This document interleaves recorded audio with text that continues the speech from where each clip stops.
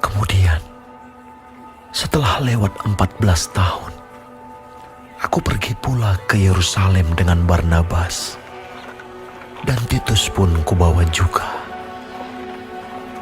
Aku pergi berdasarkan suatu penyataan, dan kepada mereka kubentangkan Injil yang kuberitakan di antara bangsa-bangsa bukan Yahudi, dalam percakapan tersendiri kepada mereka yang terpandang, supaya jangan dengan percuma aku berusaha atau telah berusaha. Tetapi kendati pun Titus yang bersama-sama dengan aku adalah seorang Yunani, namun ia tidak dipaksa untuk menyunatkan dirinya.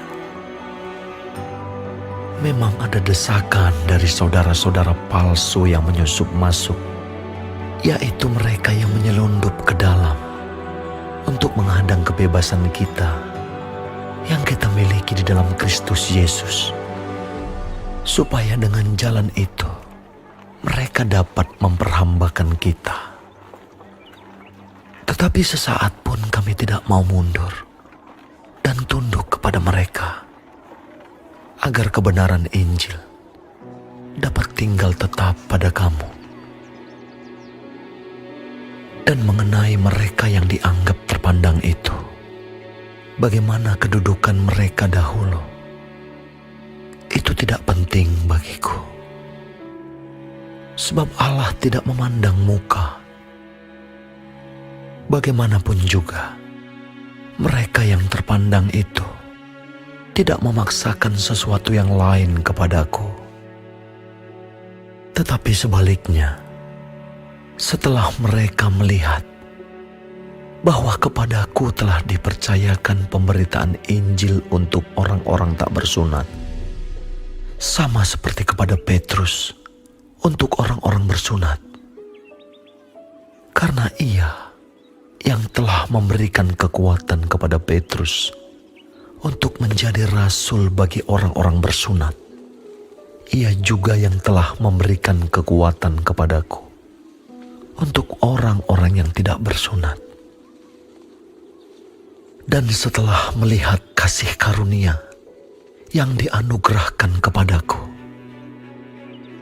maka Yakobus, Kefas, dan Yohanes yang dipandang sebagai suku guru jemaat berjabat tangan dengan aku dan dengan Barnabas sebagai tanda persekutuan, supaya kami pergi kepada orang-orang yang tidak bersunat dan mereka kepada orang-orang yang bersunat.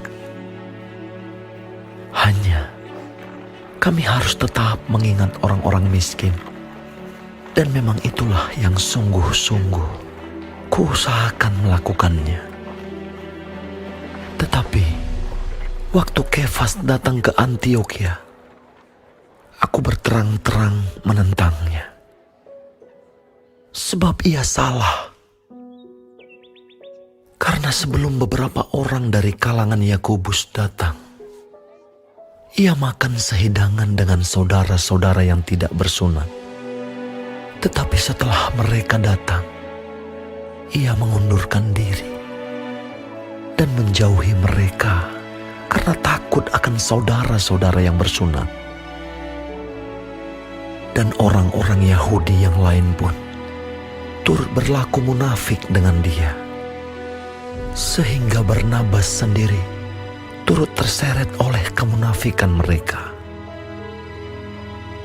Tetapi waktu kulihat bahwa kelakuan mereka itu tidak sesuai dengan kebenaran Injil, aku berkata kepada Kefas di hadapan mereka semua, "Jika engkau, seorang Yahudi, hidup secara kafir dan bukan secara Yahudi, bagaimanakah engkau dapat memaksa saudara-saudara yang tidak bersunat untuk hidup secara Yahudi? Menurut kelahiran, kami adalah orang Yahudi dan bukan orang berdosa dari bangsa-bangsa lain. Kamu tahu bahwa tidak seorang pun yang dibenarkan oleh karena melakukan hukum Taurat, tetapi hanya oleh karena iman dalam Kristus Yesus. Sebab itu kami pun telah percaya kepada Kristus Yesus, supaya kami dibenarkan oleh karena iman dalam Kristus, dan bukan oleh karena melakukan hukum Taurat. Sebab tidak ada seorang pun yang dibenarkan oleh karena melakukan hukum Taurat. Tetapi jika kami sendiri, sementara kami berusaha untuk dibenarkan dalam Kristus, ternyata adalah orang-orang berdosa, apakah hal itu berarti bahwa Kristus adalah pelayan dosa? Sekali-kali tidak. Karena jikalau aku membangun kembali apa yang telah kurombak, aku menyatakan diriku sebagai pelanggar hukum Taurat. Sebab aku telah mati oleh hukum Taurat untuk hukum Taurat, supaya aku hidup untuk Allah. Aku telah disalibkan dengan Kristus. Namun aku hidup, tetapi bukan lagi aku sendiri yang hidup, melainkan Kristus yang hidup di dalam aku. Dan hidupku yang kuhidupi sekarang di dalam daging adalah hidup oleh iman dalam Anak Allah yang telah mengasihi aku dan menyerahkan dirinya untuk aku. Aku tidak menolak kasih karunia Allah, sebab sekiranya ada kebenaran oleh hukum Taurat, maka sia-sialah kematian Kristus